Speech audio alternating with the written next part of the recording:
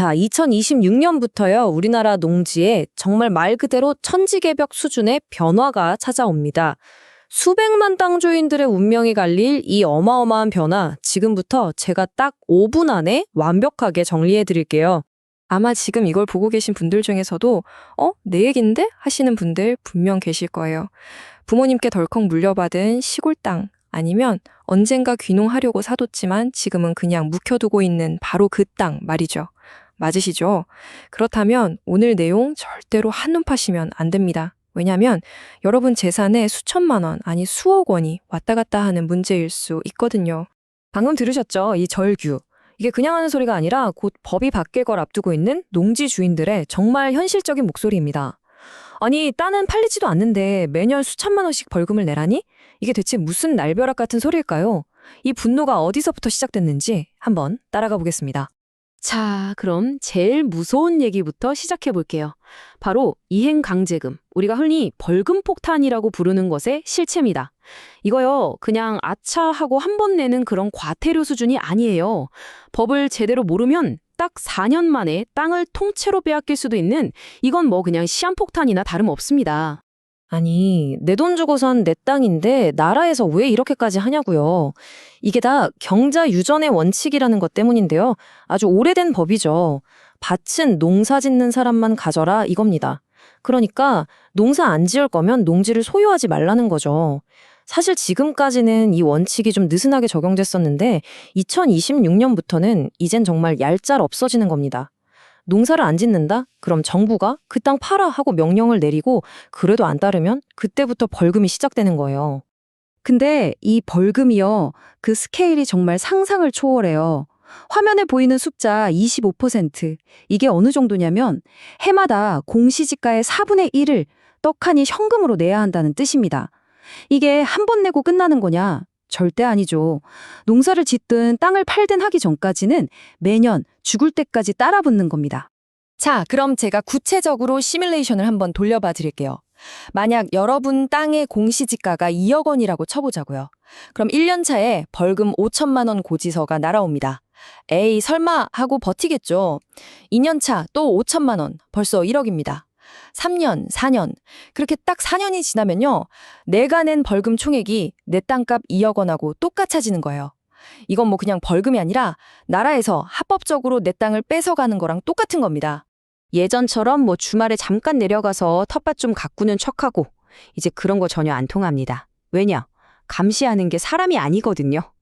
하늘에서는 드론이, 우주에서는 인공위성이 여러분 땅을 24시간 찍어서 AI가 분석합니다.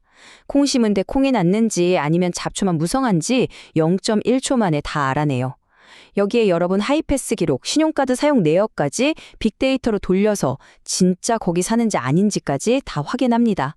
사실상 완벽한 감시망이죠. 그러니까 빠져나갈 구멍은 이제 없다고 보시는 게 맞습니다. 자, 여기까지 들으시면 아마 가슴이 톡 막히고 내 땅 꼼짝없이 뺏기겠구나 싶으실 거예요. 하지만 너무 걱정 마세요. 정부가 이렇게 무서운 채찍만 휘두르는 건 아니거든요. 그 반대편 손에는 아주 달콤한 당근을 쥐고 있습니다. 지금부터는 이 위기를 절호의 기회로 바꿀 수 있는 아주 현실적인 방법 2가지를 알려드릴게요. 우리가 가장 먼저 주목해야 할 당근은 바로 이겁니다. 농막의 엄청난 업그레이드. 생각해보세요. 그동안은 6평짜리 조그만 컨테이너 갖다 놓고 주말에 잠깐 쉬는 것도 불법이네 만에 말이 진짜 많았잖아요. 이제 그런 시대는 끝났습니다. 합법적으로 먹고 자고 할 수 있는 무려 10평짜리 농촌 체류형 쉼터가 허용됩니다. 이건 그냥 창고가 아니라 세금은 한 푼도 안 내는 나만의 미니 별장, 세컨드 하우스가 합법적으로 생기는 거라고요. 자, 스펙을 한번 뜯어볼까요? 크기는 10평으로 아주 넉넉하고요. 전기, 수도는 기본이죠. 심지어 정화조 설치도 합법이라 수세식 화장실까지 만들 수 있어요. 근데 여기서 진짜 핵심이 뭐냐면요. 이렇게 번듯한 건물을 지어도 법적으로는 이게 집으로 안 쳐준다는 겁니다. 그래서 1가구 2주택 같은 세금 폭탄에서 완벽하게 자유로워요. 바로 이게 제일 큰 메리트인 거죠. 그리고 이번 개정안에서 진짜 신의 한 수라고 불리는 게 바로 이 부분이에요. 그동안 온갖 규제에 꽁꽁 묶여서 농사 말고는 아무것도 못했던 땅, 그래서 말 그대로 똥땅 취급받던 농업진흥구역, 즉 절대농지 있잖아요. 바로 여기에 방금 말씀드린 그 쉼터를 지을 수 있게 된 겁니다. 아니면 아예 최첨단 수직 스마트팜을 지어서 돈을 벌 수도 있게 됐고요. 수십 년간 애물단지였던 내 땅이 하루아침에 황금알을 낳는 거위로 바뀔 수 있는 길이 열린 셈이죠. 물론 나는 뭐 쉼터질 돈도 없고 시간도 없는데 하시는 분들 당연히 많으실 거예요. 그런 분들을 위해서 정부가 마련해 놓은 두 번째 당근이 있습니다. 가장 확실하고 안전한 탈출구죠. 바로 농지은행에 내 땅을 맡기는 겁니다. 농지은행. 이름만 들으면 뭔가 좀 어렵게 느껴지시죠? 그냥 아주 쉽게 나라에서 운영하는 농지 전문 공인중개사다. 이렇게 생각하시면 딱 맞아요.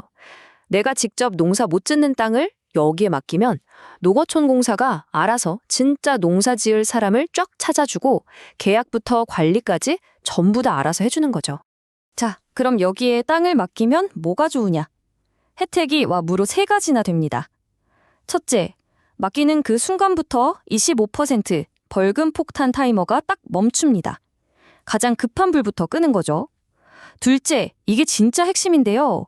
8년 이상 맡기면 내 땅이 사업용 토지로 인정받아요. 그럼 나중에 팔 때 양도세가 어마어마하게 줄어듭니다. 그리고 마지막으로 2026년부터는 위탁 수수료도 완전 공짜예요. 그냥 맡겨만 놓으면 벌금 피하고 미래의 세금까지 아끼는 그야말로 남는 장사인 거죠. 자, 이제 필요한 정보는 다 나왔습니다. 무시무시한 채찍과 아주 달콤한 당근 2가지를 모두 확인했죠. 그럼 이제 여러분이 선택할 차례입니다. 내 상황에 딱 맞는 최적의 전략을 짜야 할 시간인 거죠. 선택지는 아주 명확하게 3가지로 정리해 볼 수 있어요.